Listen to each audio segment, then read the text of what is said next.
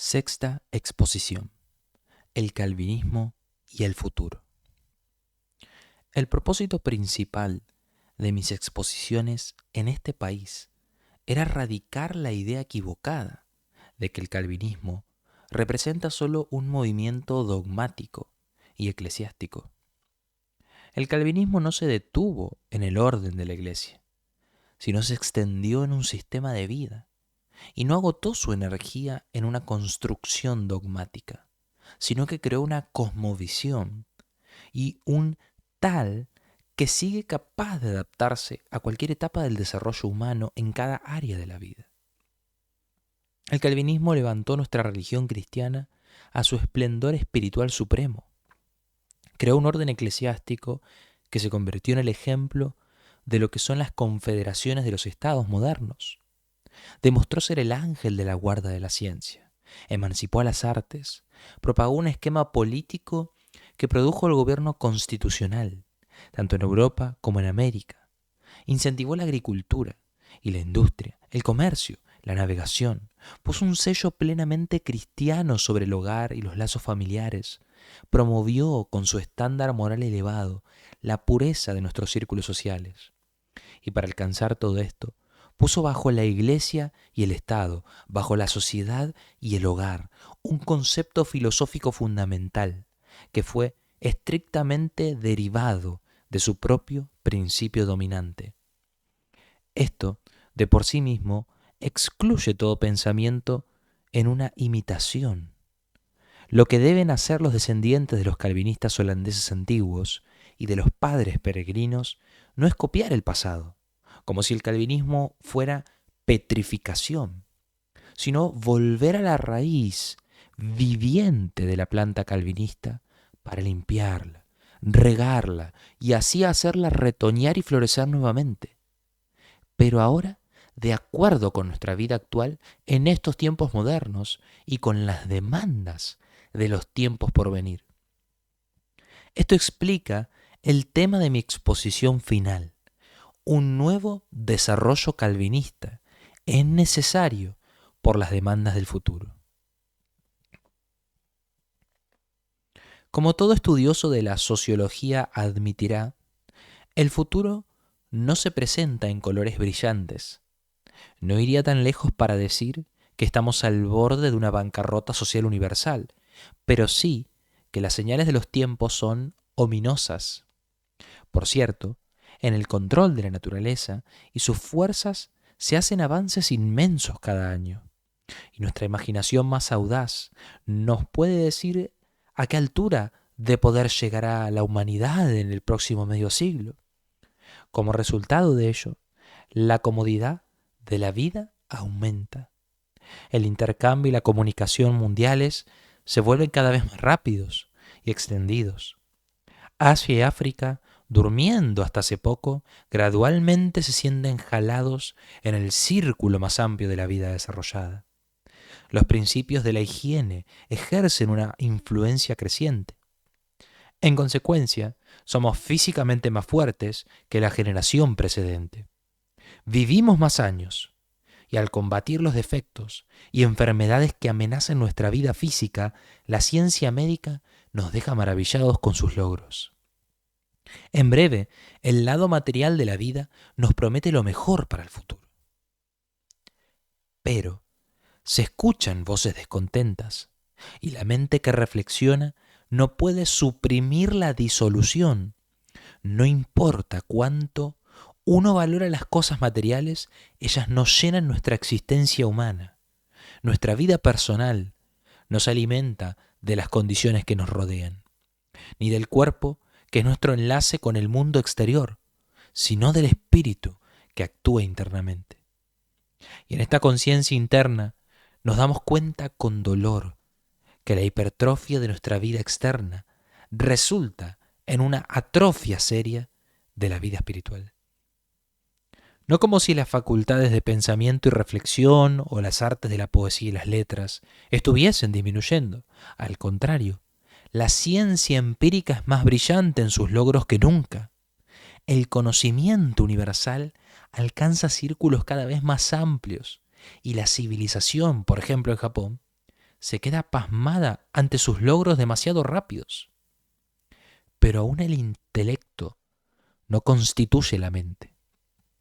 La personalidad se encuentra más profunda en nuestro ser interior, donde se forma el carácter, se enciende la llama del entusiasmo, se ponen los fundamentos de la moral, retoña el amor, surge la consagración y el heroísmo, y donde al sentir lo infinito, nuestra existencia confinada al tiempo desea tocar las puertas de la eternidad. En cuanto a este asiento de la personalidad, escuchamos por todos lados la queja de un empobrecimiento, degeneración y petrificación. Este estado malsano explica el auge de un espíritu como el de Arturo Schopenhauer, y la aceptación amplia de su doctrina pesimista revela hasta dónde ya se secaron los campos de la vida. Es cierto, los esfuerzos de Tolstoy demuestran una fuerza de carácter, pero aún su teoría religiosa y social es una única protesta contra la degeneración espiritual de nuestra raza. Nietzsche puede ofendernos con su burla sacrílega, pero ¿qué es su exigencia del superhombre, sino el grito de desesperación al darse cuenta que espiritualmente la humanidad se está consumiendo? ¿Y qué es la democracia social, sino una sola protesta gigantesca contra la insuficiencia del orden existente de las cosas? Incluso el nihilismo y el anarquismo demuestran abiertamente que hay miles y miríadas que preferirían demoler y aniquilar todo en vez de seguir cargando con las condiciones presentes. El autor alemán de La decadencia de las naciones no describe nada para el futuro sino descomposición y ruina social. Aún el sobrio Lord Salisbury hace poco habló de pueblos y estados para cuyo entierro ya se hacen los preparativos. ¿Cuántas veces no se hizo la paralela entre nuestro tiempo y la edad dorada del Imperio Romano, cuando igualmente el brillo externo de la vida asombró el ojo, pero el diagnóstico social solo arrojó el veredicto, podrido hasta los tuétanos? Y aunque en el continente americano, un mundo más joven, prevalece una nota de vida relativamente más saludable que en la Europa ya envejecida, esto no desviará la mente que reflexiona. Es imposible para ustedes aislarse herméticamente del mundo antiguo, pues ustedes no son una humanidad aparte, sino un miembro del gran cuerpo de la raza humana. Y una vez que el veneno entró en el sistema en un solo punto, a su tiempo impregnará al organismo entero. Ahora nos enfrentamos con la pregunta seria si podemos esperar que por evolución natural se desarrollará una fase superior de vida social. La historia provee una respuesta desalentadora. En la India, en Babilonia, en Egipto, en Persia, en China y en otros lugares, a los periodos de crecimiento vigoroso le siguieron tiempos de decadencia espiritual. Pero en ninguno de estos países este rumbo hacia abajo se resolvió en un movimiento hacia cosas superiores. Todas estas naciones han permanecido en su parálisis espiritual hasta hoy.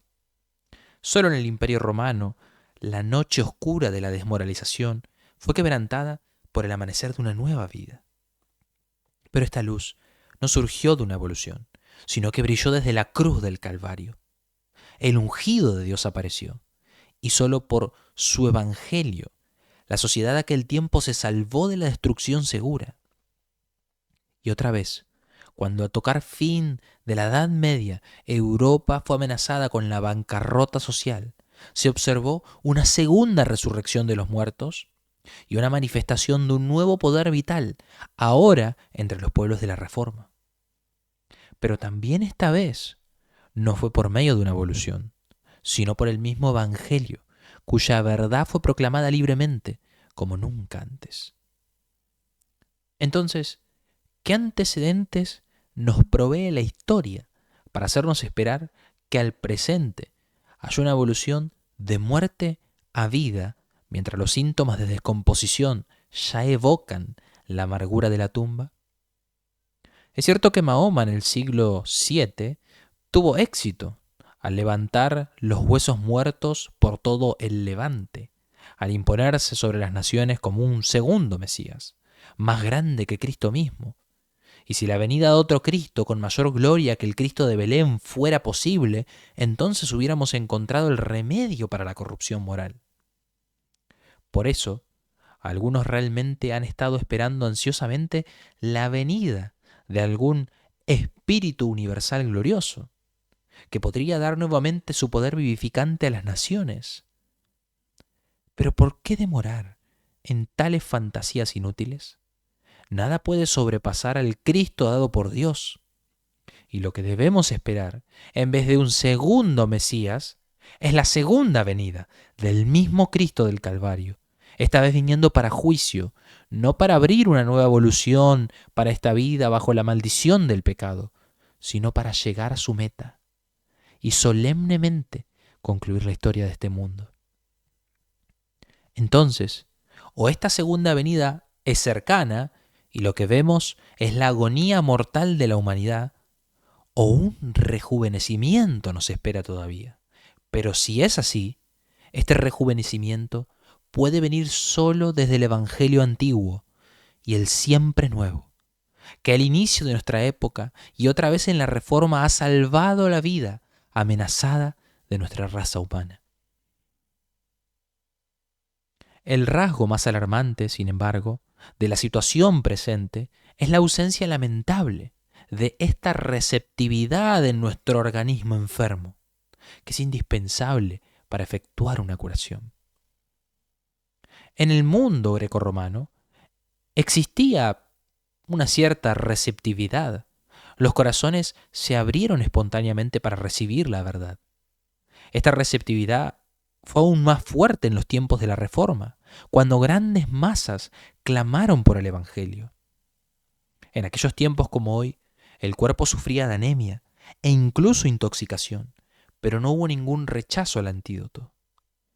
Ahora es precisamente esto lo que distingue nuestra decadencia moderna de las dos precedentes, que en las masas la receptividad para el Evangelio disminuye, mientras entre los científicos el rechazo está en aumento. La invitación de doblar las rodillas ante Cristo como Dios encuentra como respuesta un encoger de hombros. O el comentario sarcástico: eso es para niños y abuelitas, no para hombres. La filosofía moderna, prevaleciente, se considera como emancipada del cristianismo. Por tanto, tenemos que responder primero la pregunta: ¿qué fue que nos trajo a esta situación? Solo un diagnóstico correcto puede llevar al tratamiento eficaz. Históricamente, la causa del mal se encuentra en la degeneración espiritual que marcó el fin del siglo anterior, el siglo XVIII. Esta degeneración es parcialmente la culpa de las mismas iglesias cristianas, incluidas las de la Reforma. Cansadas de su lucha contra Roma, estas iglesias se habían dormido, habían dejado marchitarse las hojas y las flores en sus ramas, y aparentemente se habían olvidado de su deber en cuanto a la humanidad en general y en cuanto a la esfera entera de la vida humana. Hacia el fin de aquel siglo, la nota general de la vida era desabrida e indiferente, común y vil. La literatura de aquel periodo lo comprueba.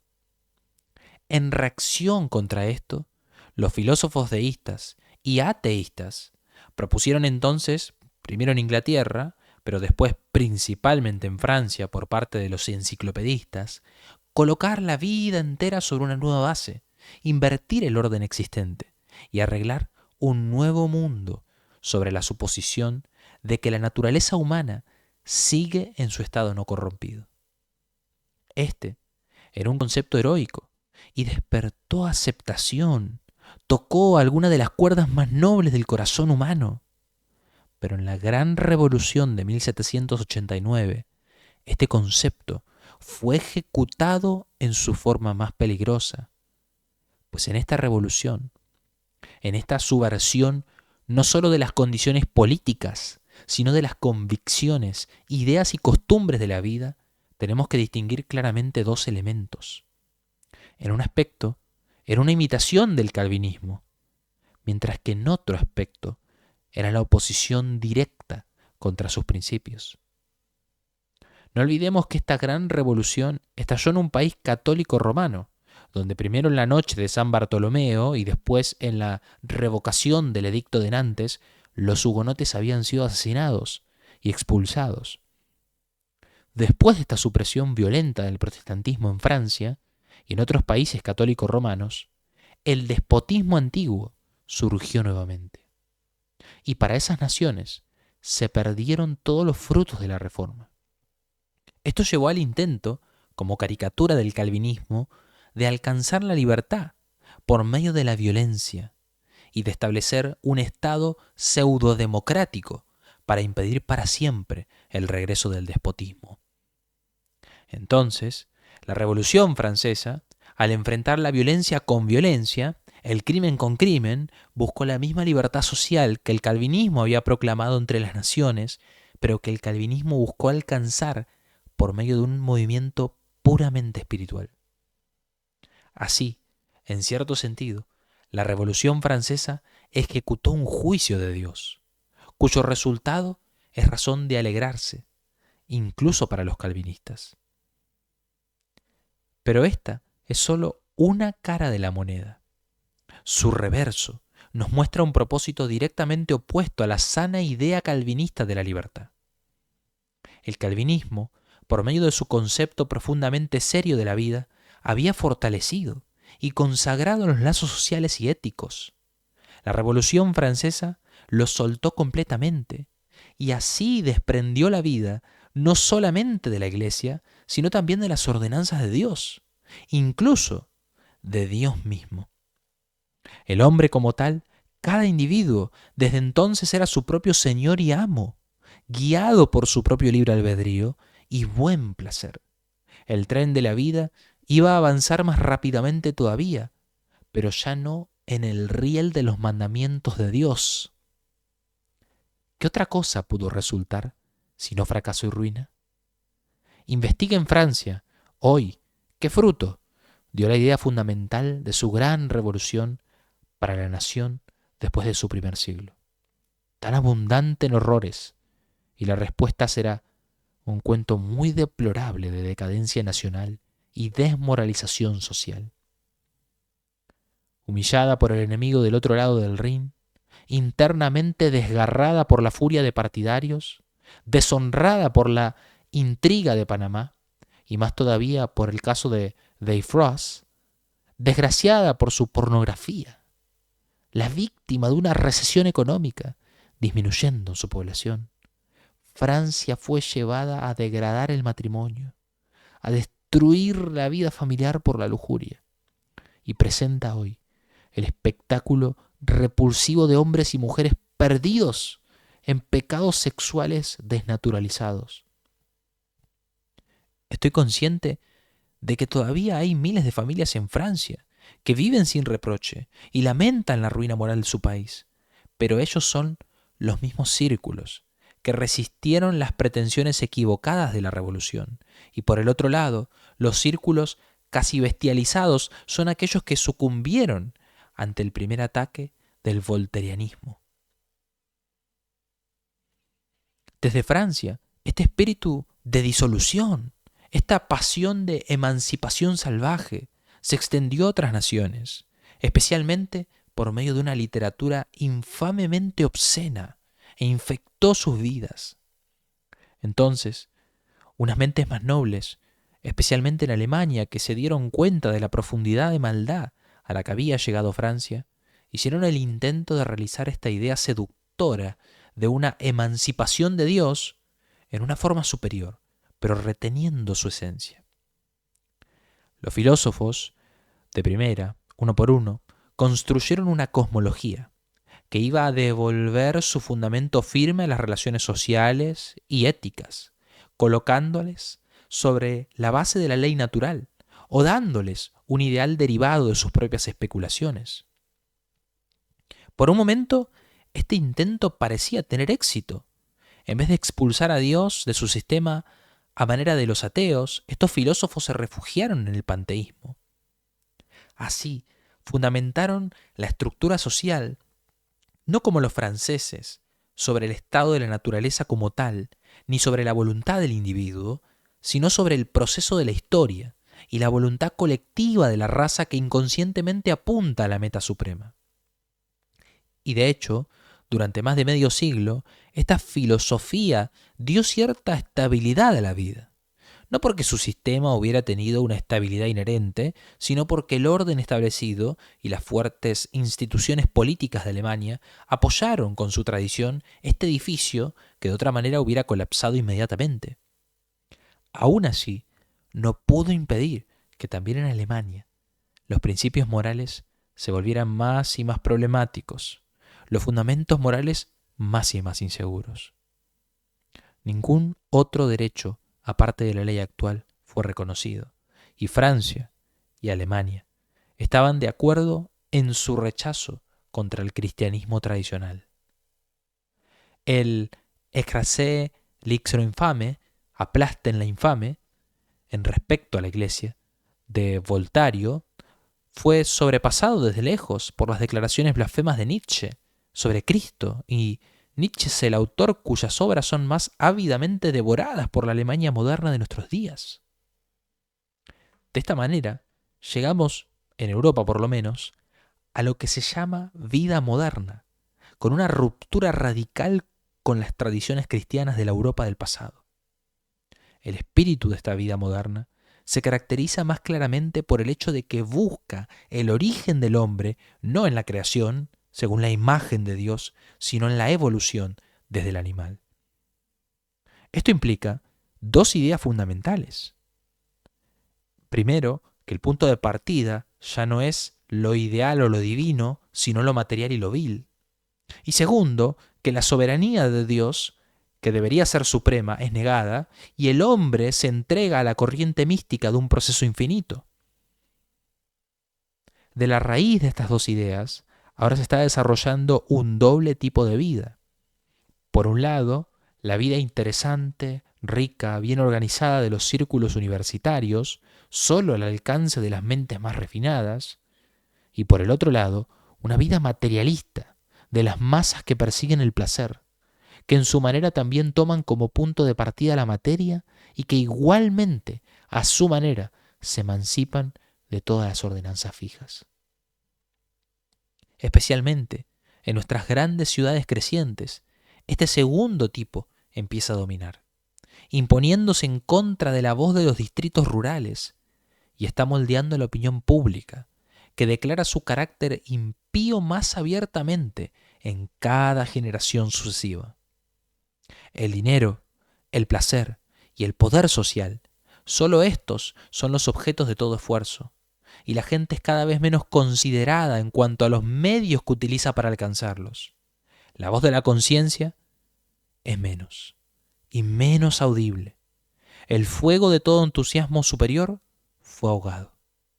Solo las cenizas muertas permanecen. En medio de la fatiga de la vida, ¿qué puede detener a los decepcionados de refugiarse en el suicidio?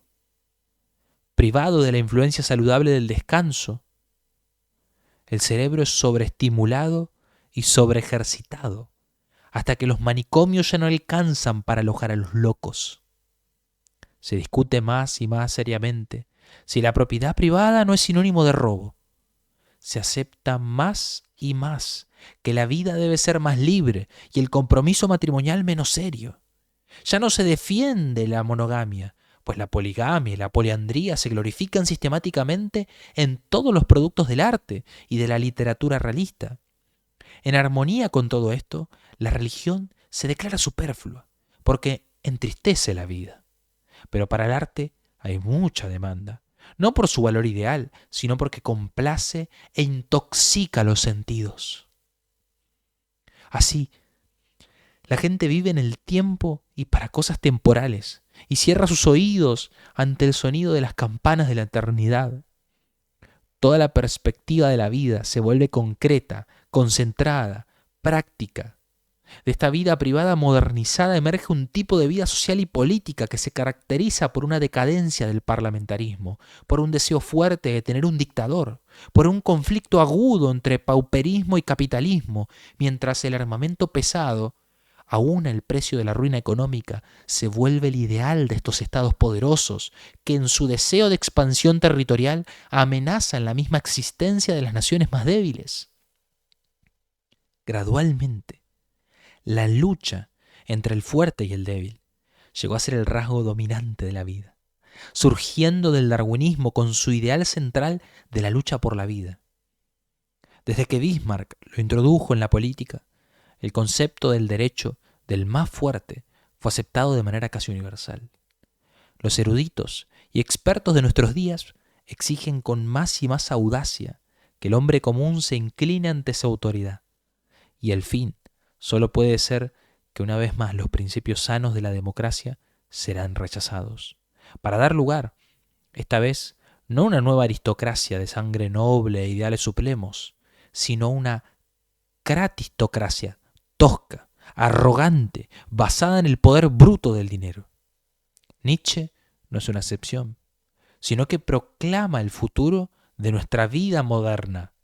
Y mientras Cristo, en compasión divina, mostró misericordia hacia los débiles, la vida moderna asume la posición opuesta de que el débil tiene que ceder su lugar al más fuerte. Esto es, dicen, el proceso de selección al cual nosotros mismos debemos nuestro origen. Y este proceso tiene que ejercerse hasta sus últimas consecuencias.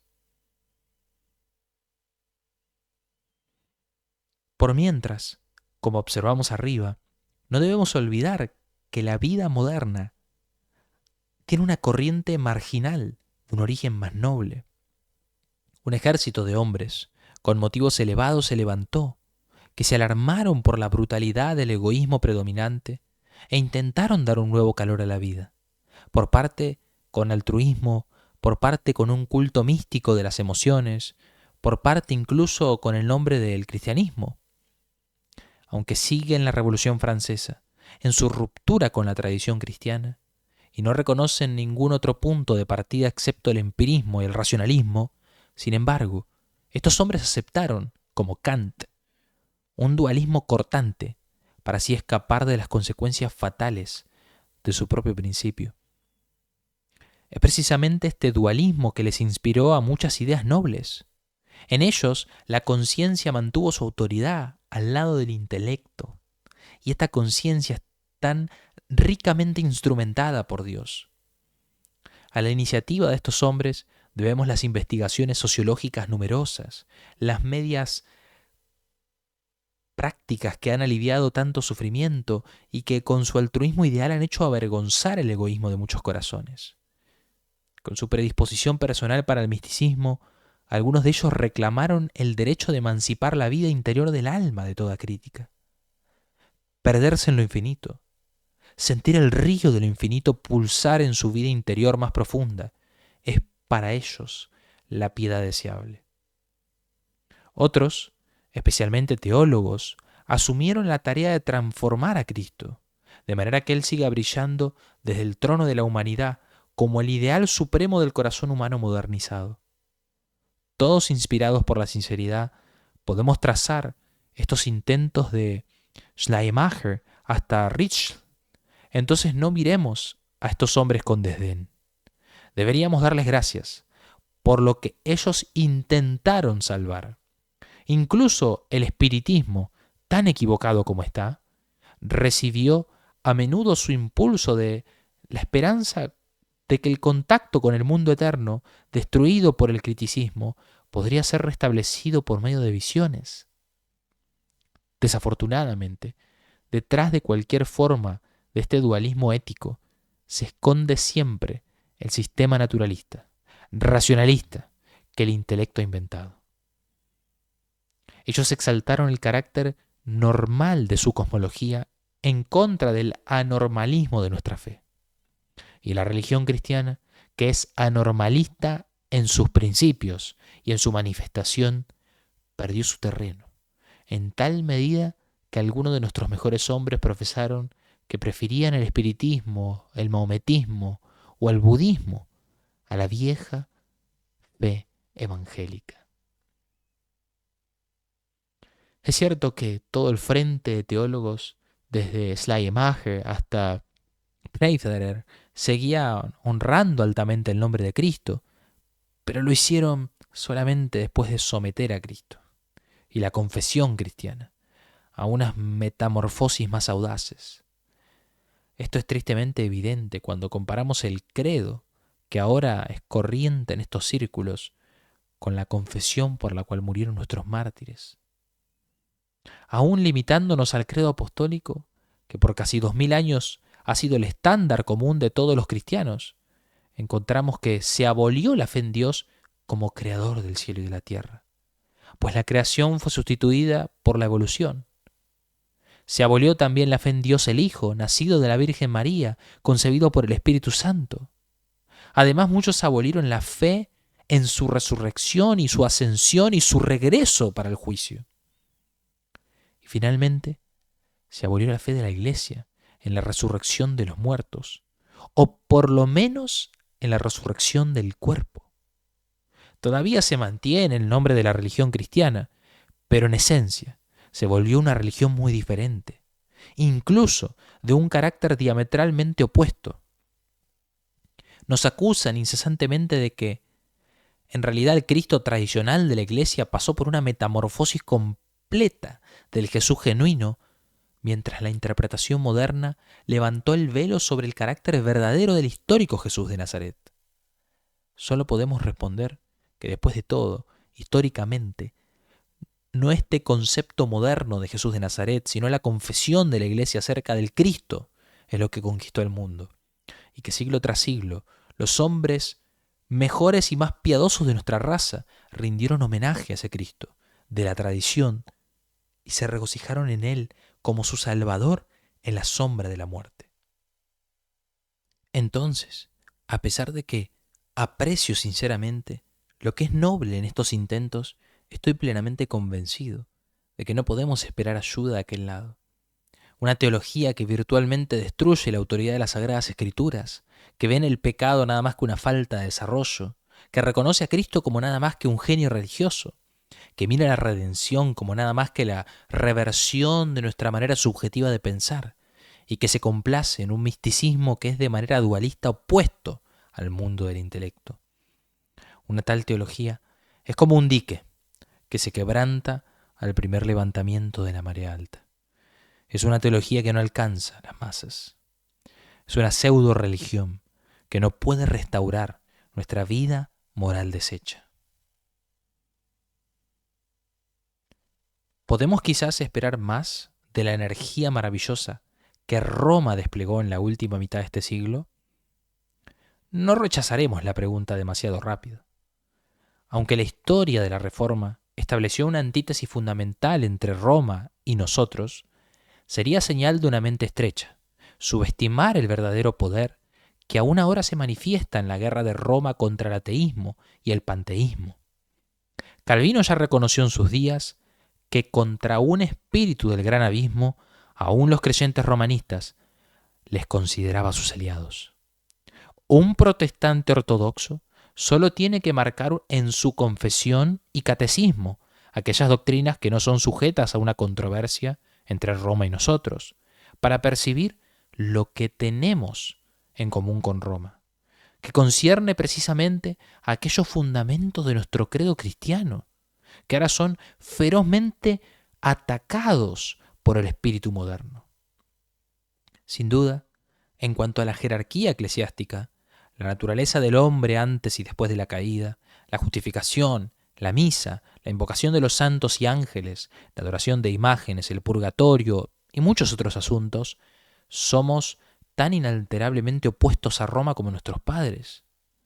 Pero ¿no demuestra la literatura actual que estos no son los puntos en los cuales se concentra la lucha de la época? ¿No son estas las líneas de batalla ahora? El teísmo en contra del panteísmo, el pecado en contra de la imperfección, el Cristo divino de Dios en contra del Jesús solo hombre, la cruz como sacrificio de reconciliación en contra de la cruz como símbolo de martirio, la Biblia dada por inspiración de Dios en contra de un producto puramente humano, los 10 mandamientos como ordenados por Dios en contra de un mero documento arqueológico, las ordenanzas de Dios absolutamente establecidas en contra de una ley y moralidad cambiante, inventada en la conciencia subjetiva del hombre. Ahora, en este conflicto, Roma no es un antagonismo, sino que está de nuestro lado, en cuanto reconoce también la Trinidad, la deidad de Cristo, la cruz como sacrificio expiatorio, las escrituras como palabra de Dios y los 10 mandamientos como regla para la vida divinamente impuesta. Por tanto, déjeme preguntar, si los teólogos romanistas levantan la espada para pelear valientemente contra la misma tendencia que nosotros intentamos combatir a muerte, ¿no sería sabio aceptar la ayuda preciosa de su elucidación? Calvino por lo menos estaba acostumbrado a apelar a Tomás Aquino, y yo por mi parte no me avergüenzo de confesar que en muchos puntos mi perspectiva fue clarificada por mis estudios de los teólogos romanistas. Pero esto no significa que en lo más mínimo pongamos nuestra esperanza para el futuro en los esfuerzos de Roma y que perezosamente esperemos la victoria de ellos. Un panorama rápido de la situación nos convencerá de lo contrario. Empezando con nuestro propio continente. ¿Puede Sudamérica, tan solo por un momento, soportar la comparación con el norte? Ahora, en América Central y Sudamérica domina la Iglesia Católica Romana. Tiene un control exclusivo en su territorio. El protestantismo ni siquiera se toma en cuenta. Entonces, aquí hay un campo inmenso donde Roma puede ejercer libremente todo el poder social y político que puede ofrecer para la regeneración de nuestra raza. Un campo además donde Roma no ha llegado recientemente, sino que lo ha ocupado por casi 3 siglos. El desarrollo de la juventud del organismo social de estas naciones estuvo bajo su influencia. Ella permaneció en control también de su vida intelectual, espiritual, desde su liberación de España y Portugal.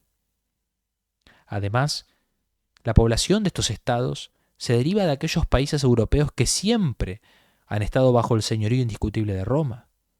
Entonces, la comparación es tan completa y tan justa como fuera posible.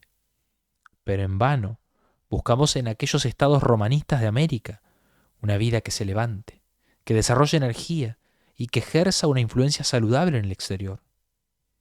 Financieramente son débiles, poco progresivos en sus condiciones económicas. En su vida política presentan el triste espectáculo de peleas internas interminables.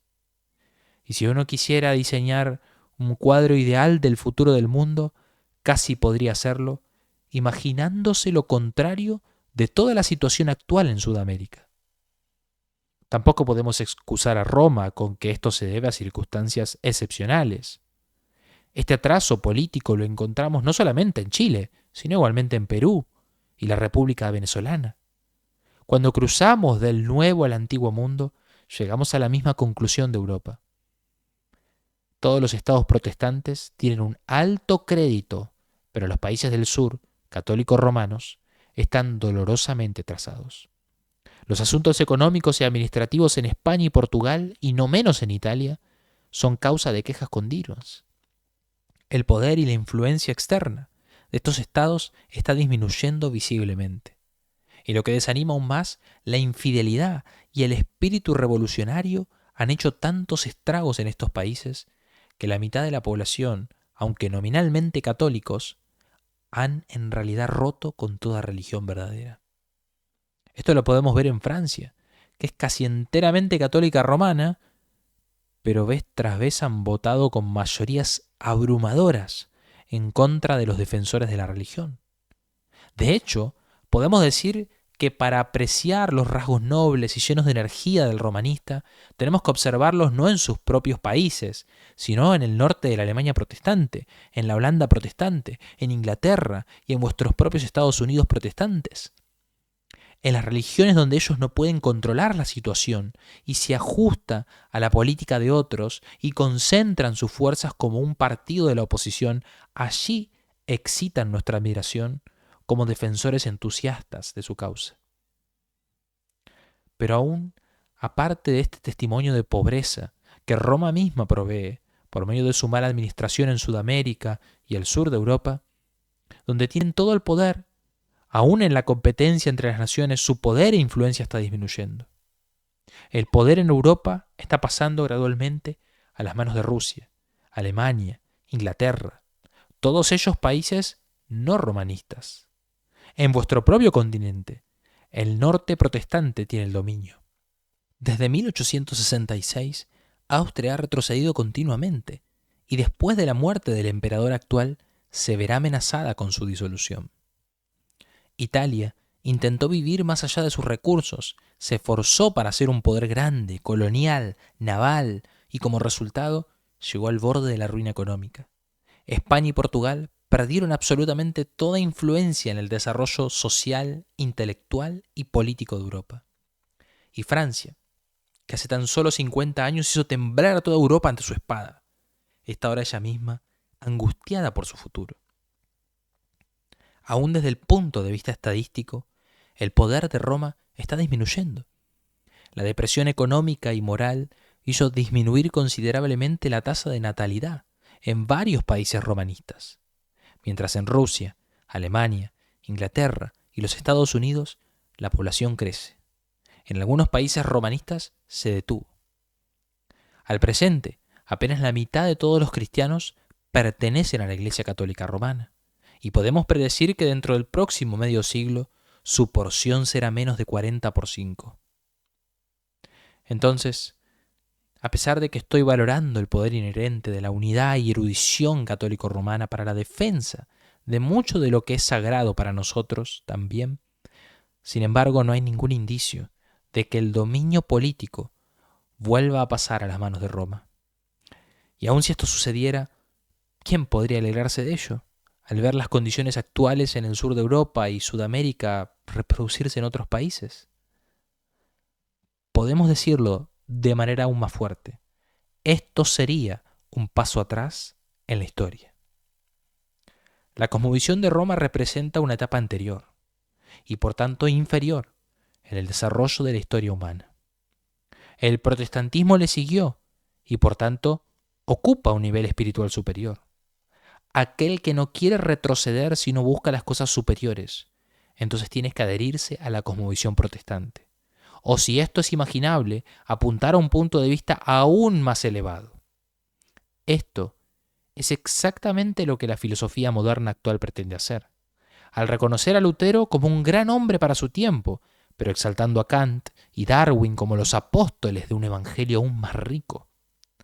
Pero esto no debe detenernos, pues nuestra propia época, tan grande en inventos, en poderes de la mente y de la energía, no nos hizo avanzar ni un solo paso en el establecimiento de principios. No nos ha dado de ninguna manera una vista superior de la vida, ni nos dio más estabilidad, ni un mejor fundamento en nuestra existencia religiosa y ética. En lugar de la fe sólida de la Reforma, puso hipótesis cambiantes. Y cuando se esforzó por una cosmovisión sistematizada y estrictamente lógica, entonces no procedió hacia adelante sino hacia atrás, a aquella sabiduría pagana de los tiempos precristianos, de la cual Pablo dijo que Dios la avergonzó por la locura de la cruz.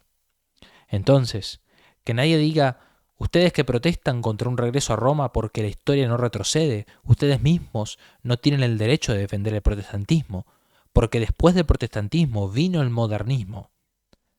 Esta objeción tenemos que negar como impertinente, mientras no se pueda refutar ni declaración de que el avance material de nuestro siglo no tiene nada en común con un avance en cuanto a principios éticos, y que lo que el modernismo nos ofrece no es moderno, sino muy antiguo, y anterior al protestantismo, derivado de la Estoa y de Epicurio.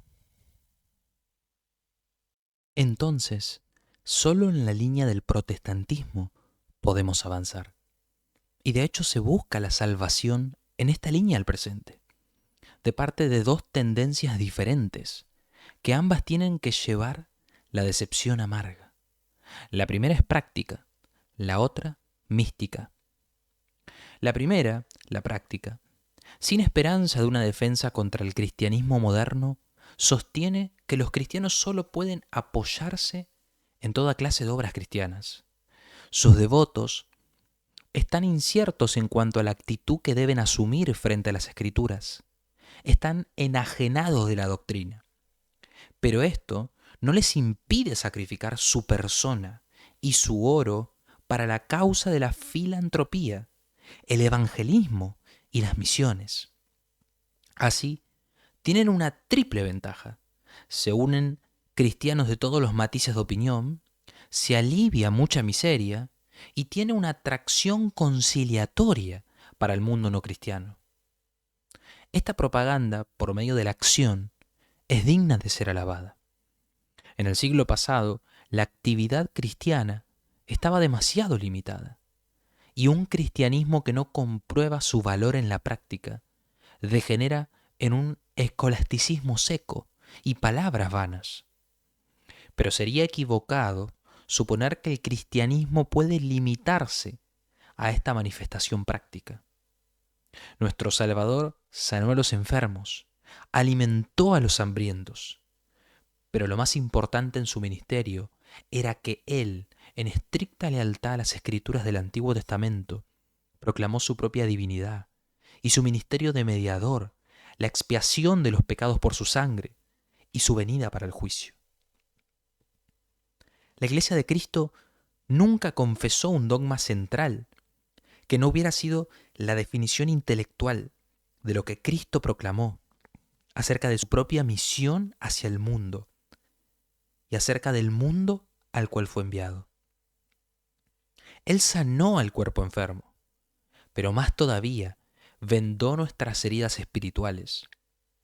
Él nos rescató del paganismo y del judaísmo y nos trasladó a un mundo completamente nuevo, de convicciones en el cual Él mismo, como Mesías ordenado por Dios, constituye el centro.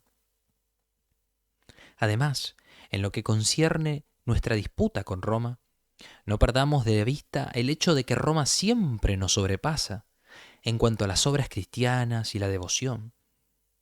Sí, admitamos que incluso el mundo incrédulo empieza a competir con nosotros y que en las obras de filantropía intenta más y más adelantarse a nosotros. En las misiones, por cierto, la incredulidad nos sigue en nuestras huellas. Pero ¿cómo podemos continuar haciendo misiones mientras no tenemos un evangelio bien definido que predicar? ¿O es posible imaginarse algo más monstruoso que los así llamados misioneros liberales, que predican solo humanidad y piedad descolorida, y reciben de parte de los sabios paganos la respuesta de que ellos mismos, en sus círculos civilizados, nunca pensaron o enseñaron otra cosa que este mismo humanismo moderno? ¿Tiene quizás la otra tendencia, la mística, un poder de defensa más fuerte? ¿Cuál pensador o historiador afirmaría esto? Sin duda, el misticismo irradia un fervor que calienta el corazón. Y hay del gigante del dogma y del héroe de la acción que es extraño a su profundidad y ternura. Dios creó la mano, la cabeza y el corazón, la mano para la acción, la cabeza para el mundo y el corazón para el misticismo. Rey en la acción, profeta en la profesión y sacerdote en el corazón. Así debe el hombre presentarse en este triple oficio ante Dios, y un cristianismo que descuida el elemento místico se vuelve frígido y se congela. Por tanto, debemos considerarnos afortunados cuando un ambiente místico nos envuelve y nos hace respirar el aire suave de la primavera. Por medio de ello, la vida se hace más auténtica, más profunda, más rica. pero sería un triste error suponer que el misticismo por sí mismo pueda lograr un revés en el espíritu de la época. No Bernardo de Clairvaux, sino Tomás Aquino. No Tomás a Kempis, sino Lutero. Gobernaron los espíritus de los hombres. El misticismo, por su misma naturaleza, se aísla y evita el contacto con el mundo exterior. Su fuerza está en la vida del alma, y eso no es suficiente para asumir una posición ofensiva. El misticismo fluye en un lecho subterráneo y no muestra líneas bien demarcadas por encima del suelo. Lo que es peor, la historia demuestra que todo misticismo unilateral se volvió mórbido y finalmente degeneró en un misticismo de la carne, asombrando al mundo con su infamia moral. Entonces, me alegro del avivamiento tanto de la tendencia práctica como de la mística, pero ambas resultarán en pérdida en vez de ganancia si se espera de ellas que superen el abandono de la verdad de la salvación. El misticismo es dulce, las obras cristianas son preciosas, pero la semilla de la Iglesia, tanto en el nacimiento del cristianismo como en la época de la Reforma, fue la sangre de los mártires, y nuestros santos mártires derramaron su sangre no por el misticismo ni por proyectos filantrópicos, sino porque sus convicciones en cuanto a la aceptación de la verdad y el rechazo del error eran firmes. Vivir con conciencia es la prerrogativa divina del hombre, y sólo de la visión clara, no oscurecida de la conciencia, procede la palabra poderosa, que puede hacer que los tiempos cambien su rumbo y que pueden causar una revolución en el espíritu del mundo. Entonces, se engañan a sí mismos si estos cristianos prácticos y místicos creen que pueden seguir adelante sin una cosmovisión cristiana propia. Nadie puede avanzar sin ello. Cualquiera que piensa que puede abandonar las verdades cristianas y poner de un lado el catecismo de la Reforma, sin darse cuenta, prestará sus oídos a las hipótesis de la cosmovisión moderna, y sin saber cuán lejos ya se ha desviado, jurará por el catecismo de Rousseau y de Darwin. Por tanto, no nos quedemos en medio camino. Tan cierto como cada planta tiene una raíz, un principio está escondido debajo de cada manifestación de la vida. Estos principios están interconectados y tienen su raíz común en un principio fundamental. Y de ese principio fundamental se desarrolla sistemática y lógicamente el complejo entero de ideas y conceptos gobernantes que constituyen nuestra cosmovisión. Con un tal cosmovisión coherente, descansando firmemente sobre su principio y consistente en su estructura espléndida, el modernismo ahora se enfrenta al cristianismo.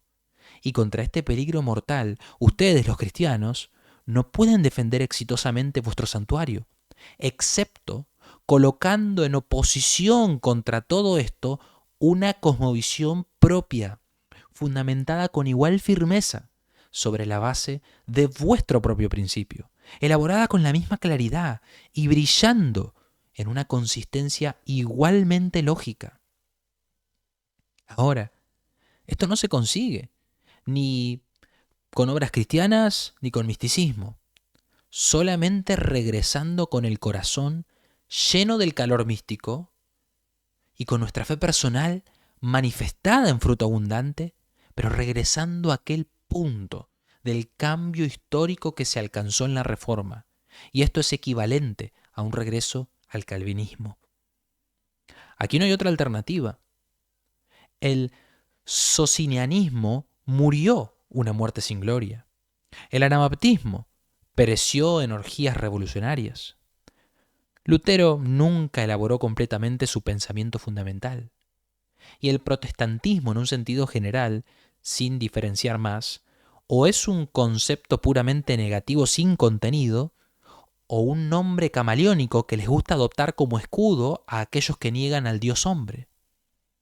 Solo del calvinismo se puede decir que siguió de manera consistente y lógica las líneas de la Reforma, que estableció no solo iglesias, sino también estados, que puso su sello sobre la vida social y pública y que así, en el pleno sentido de la palabra, creó para la vida humana entera un mundo de pensamiento enteramente propio.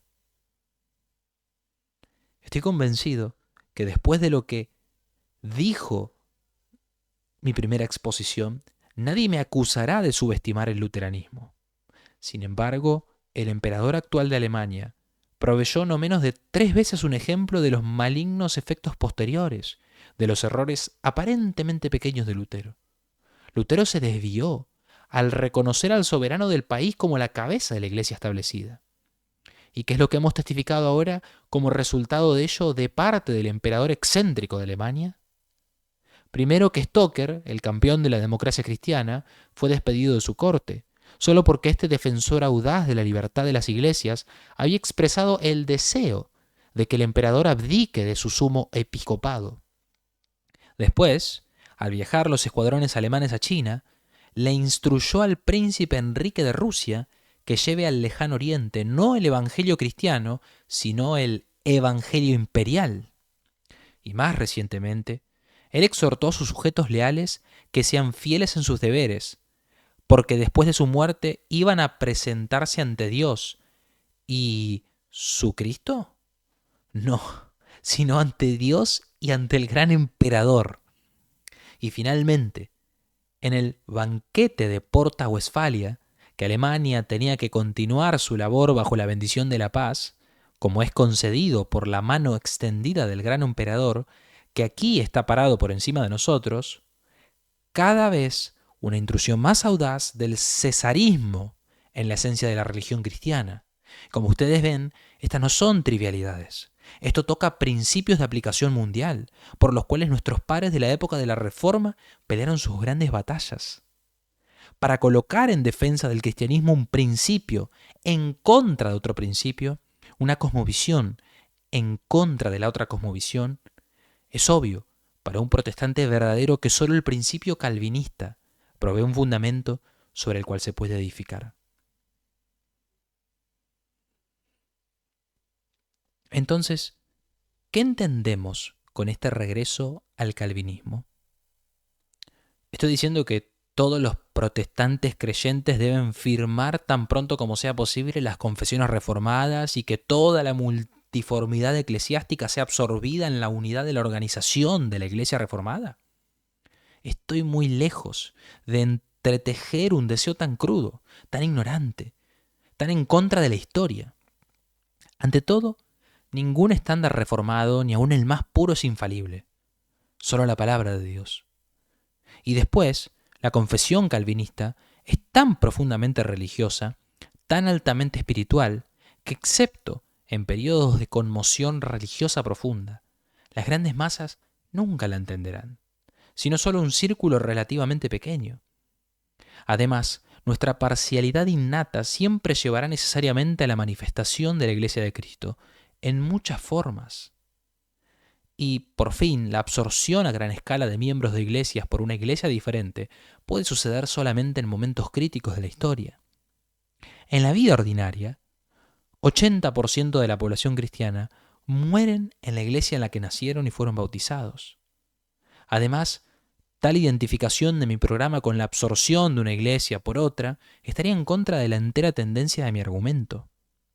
Les encomendé el calvinismo histórico, no eclesiásticamente limitado a un círculo estrecho, sino como fenómeno de significado universal. Por tanto, lo que pido puede reducirse a los siguientes 4 puntos. Primero, que el calvinismo ya no sea ignorado donde sigue existiendo, sino que sea fortalecido, donde su existencia continúa. Segundo, que el calvinismo sea nuevamente una materia de estudio, para que el mundo exterior llegue a conocerlo. Tercero, que sus principios sean nuevamente desarrollados, de acuerdo con las necesidades de nuestro tiempo y que sean aplicados de manera consistente a las varias esferas de la vida. Y cuarto, que las iglesias que siguen confesando el calvinismo ya no se avergüencen de su propia confesión. Primero, entonces, que el calvinismo ya no sea ignorado donde siga existiendo, sino que sea fortalecido donde sus influencias históricas siguen siendo manifiestas.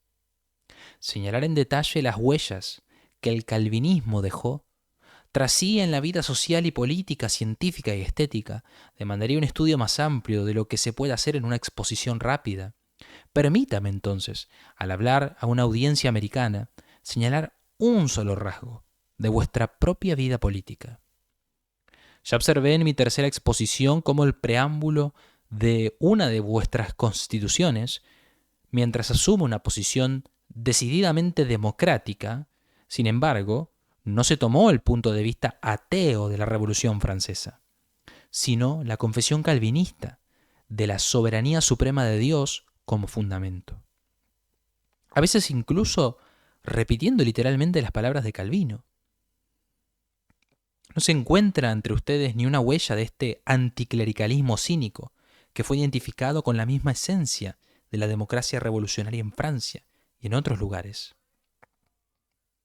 Y cuando vuestro presidente proclama un Día Nacional de Acción de Gracias, o cuando las cámaras del Congreso reunidas en Washington se abren con oración, esta es una evidencia de que por la democracia americana sigue corriendo una vena que se originó con los padres peregrinos y sigue ejerciendo su poder hasta el presente.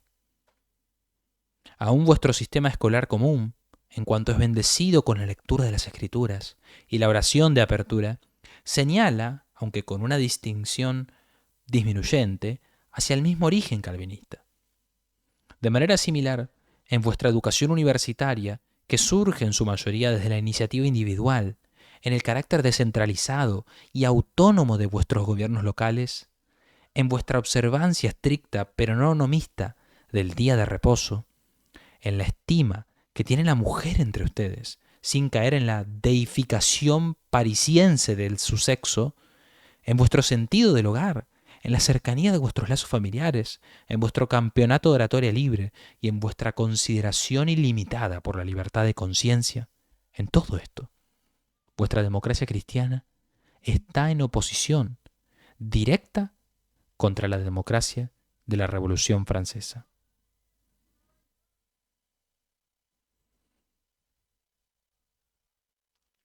Históricamente, también se puede demostrar que usted debe esto al calvinismo, y solo al calvinismo.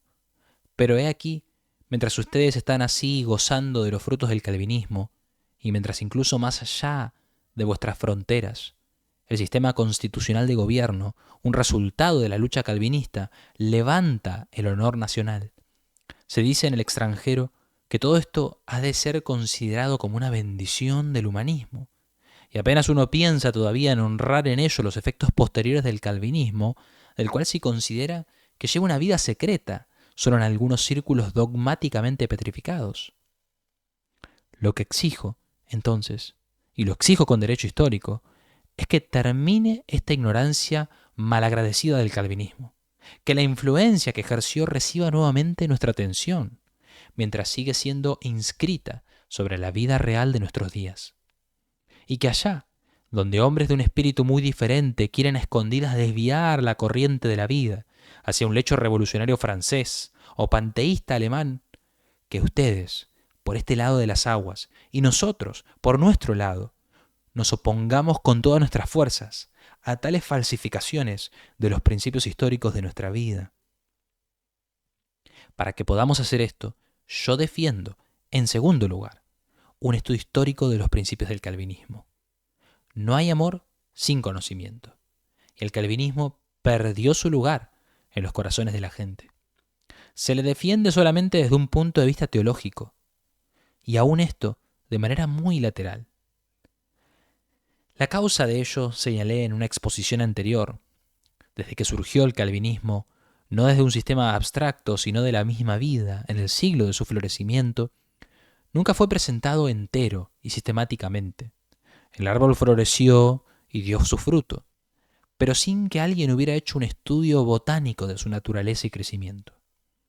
El calvinismo, al levantarse, actuó más de lo que argumentó, pero ahora Ya no debemos postergar más este estudio. Tanto la biografía como la biología del calvinismo tienen que ser investigadas, a fondo y elaboradas. Si no, por falta de conocimiento de nosotros mismos, seremos desviados a un mundo de ideas más ajenas que cercanas de la vida de nuestra democracia cristiana, y seremos cortados de la raíz sobre la cual florecíamos una vez tan vigorosamente. Solo por medio de tal estudio será posible lo que mencioné en tercer lugar, el desarrollo de los principios del calvinismo según las necesidades de nuestra conciencia moderna y su aplicación a cada área de la vida. No estoy excluyendo la teología de ello, pues la teología también ejerce su influencia sobre la vida en todas sus ramificaciones, y por tanto, es triste ver cómo aún la teología de las iglesias reformadas cayó en tantos países bajo el señorío de sistemas totalmente ajenos. Pero de toda manera, la teología es solo una de las muchas ciencias que exigen un tratamiento calvinista. La filosofía, la psicología, la estética, el derecho, las ciencias sociales, la literatura y aún las ciencias médicas y naturales, cada una de ellas, cuando son comprendidas filosóficamente, se remontan a principios y necesariamente tenemos que hacer la pregunta con mucho más seriedad. Si los principios ontológicos y antropológicos que dominan en el método presente de estas ciencias están de acuerdo con los principios del calvinismo o lo contradicen. Finalmente, añadiré a estas tres exigencias, históricamente justificadas como me parece, una cuarta: que aquellas iglesias que dicen profesar la fe reformada dejen de avergonzarse de esta confesión. Ustedes han escuchado cuán ancho es mi concepto y cuán amplio mi punto de vista, aún en cuanto a la vida eclesiástica. Solo en un desarrollo libre veo la salvación de esta vida eclesiástica. Yo exalto la multiformidad, la considero una etapa superior del desarrollo. Aún para la iglesia con la confesión más pura, no renunciaría a la ayuda de las otras iglesias para que su parcialidad inevitable sea complementada. Pero siempre me indignó ver una iglesia o encontrarme con el ministerio de una iglesia que tiene su bandera enrollada o escondida debajo de la vestimenta oficial, en vez de desplegar audazmente sus colores gloriosos. Lo que uno confiesa que es la verdad, también tiene que practicarlo en la palabra, en los hechos y en toda la manera de vivir. La iglesia de origen calvinista, todavía reconocible por su confesión calvinista, que no tiene la valentía ni siente el impulso de defender esta confesión contra todo el mundo, tal iglesia no deshonra al calvinismo, sino que se deshonra a sí misma.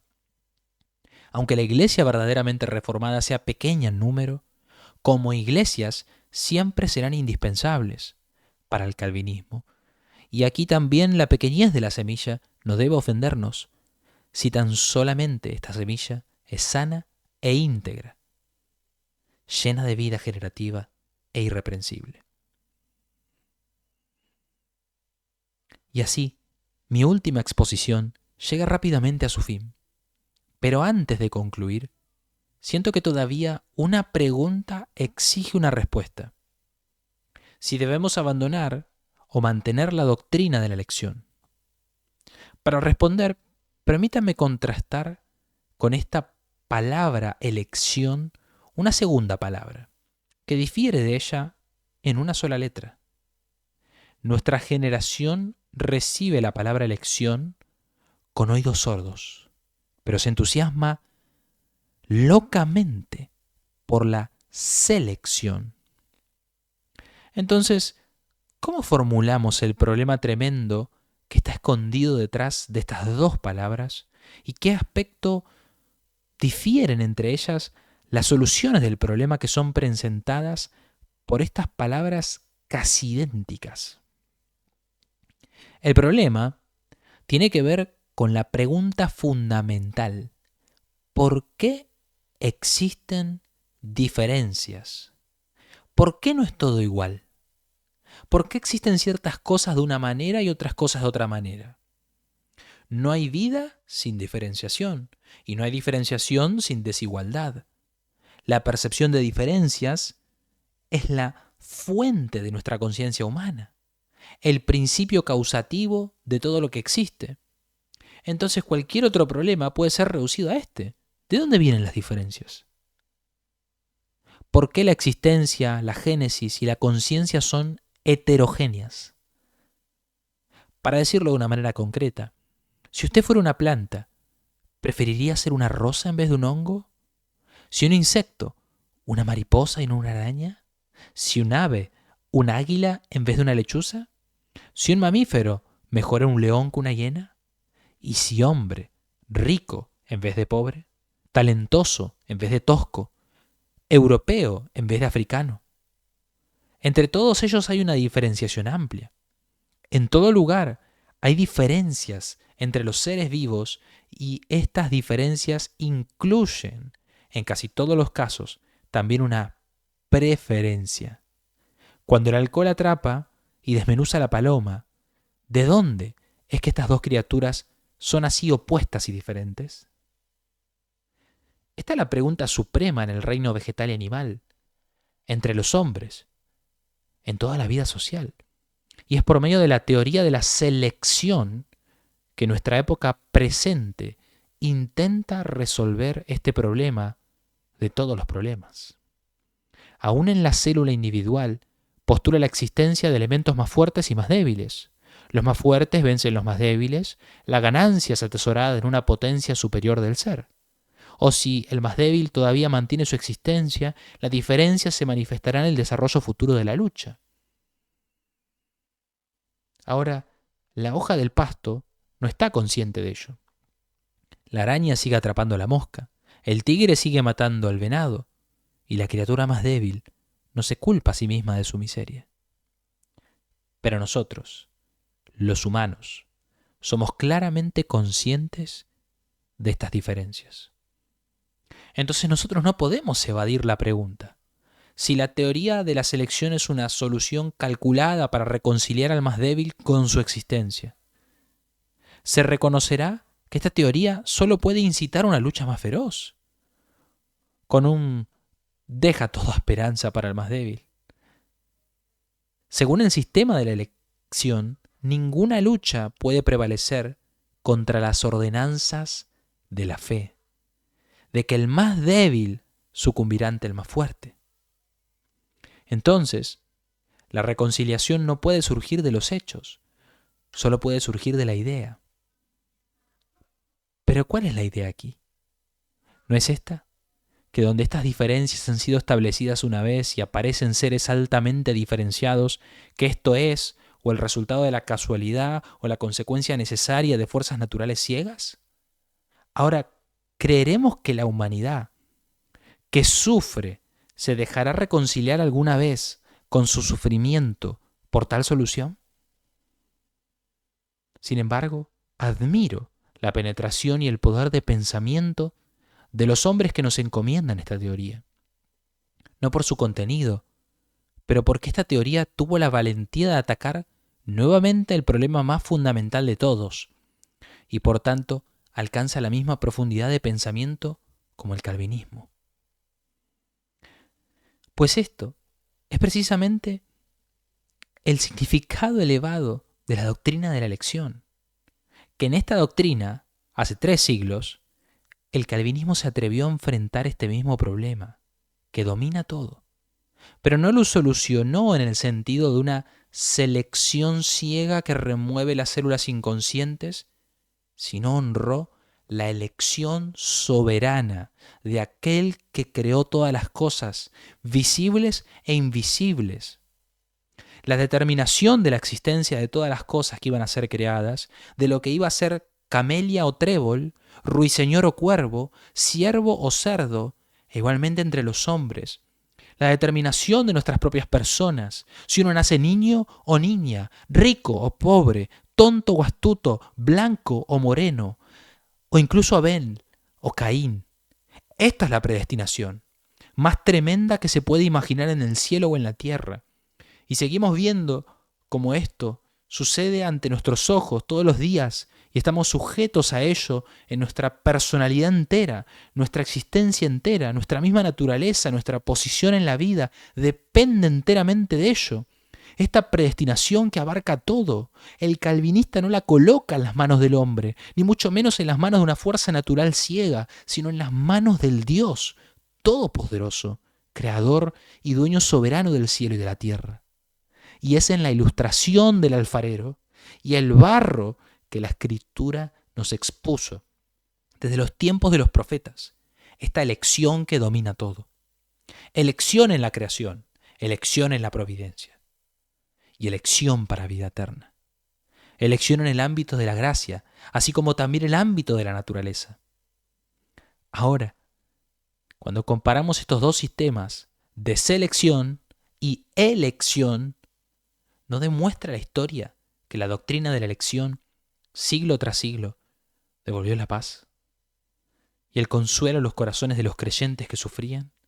Y que todos los cristianos honran, como nosotros, la elección tanto en la creación como en la providencia, y que el calvinismo difiere de las otras confesiones cristianas solo en este único punto, que al buscar la unidad y al colocar la gloria de Dios sobre todas las cosas, se atreve a extender al misterio de la elección, a la vida espiritual y la esperanza de la vida por venir.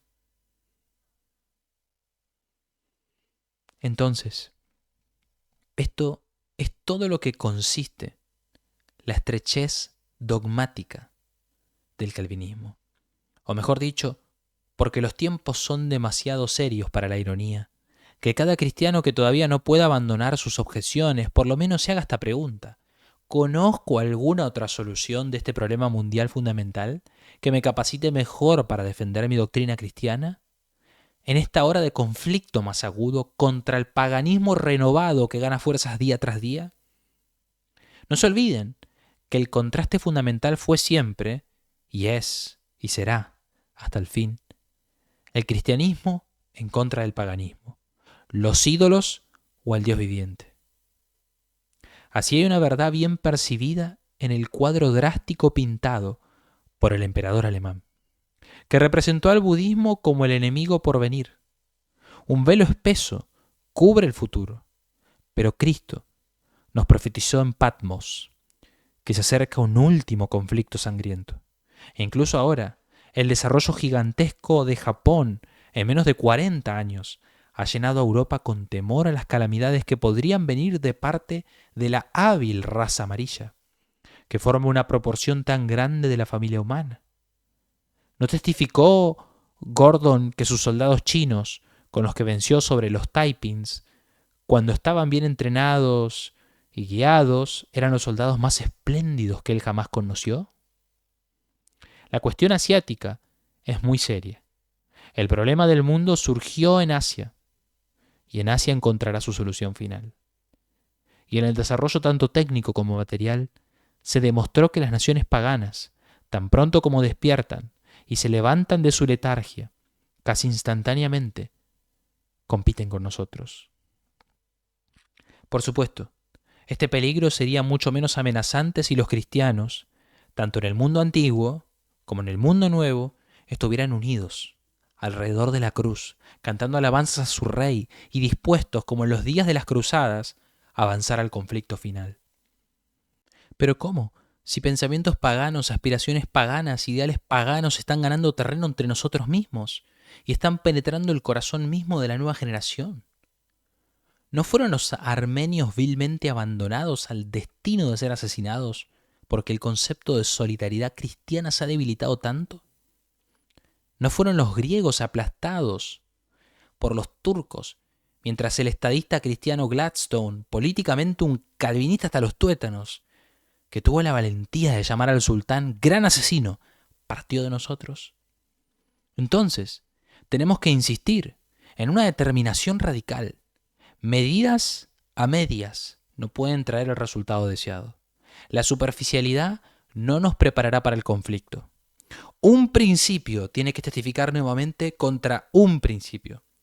Cosmovisión contra cosmovisión. Un espíritu contra un espíritu. Y aquí, que hable quien lo sabe mejor, pero yo por mi persona no conozco ninguna fortaleza más fuerte y más firme que el calvinismo, con tal que lo asumamos en su forma sana y vigorosa. Y si usted contesta, medio en burla, si yo realmente soy tan ingenuo de esperar que ciertos estudios calvinistas cambien la cosmovisión de los cristianos, entonces esta es mi respuesta. El avivamiento no viene de los hombres, es el privilegio de Dios. Y solo por su voluntad soberana es que el caudal de la vida religiosa suba en un siglo y baje en el siguiente. También en el mundo moral tenemos tiempos de primavera, cuando retoña con vida, y otra vez el frío del invierno, cuando todo río de la vida se congela y la energía religiosa es petrificada. Nuestro periodo presente, sin duda, está muy seco religiosamente. Si Dios nos envía su Espíritu, podrá haber cambios. Si no, no habrá ningún cambio. Y temiblemente rápido será el agotamiento de las aguas. Pero recuerden ustedes el arpa eólica que los hombres solían colgar afuera de su ventana para que la brisa despertase su música. Mientras no había viento, el arpa permanecía en silencio. Pero también cuando había viento, mientras el arpa no estaba en su lugar, se escuchaba el sonido del viento, pero ninguna música etérea. Ahora, que el calvinismo sea nada más que tal arpa eólica, absolutamente sin poder, sin el espíritu vivificante de Dios, pero siempre sea nuestro deber impuesto por Dios, mantener nuestra arpa, con sus cuerdas bien afinadas, lista en la ventana de la santa Sión de Dios, esperando el aliento del Espíritu.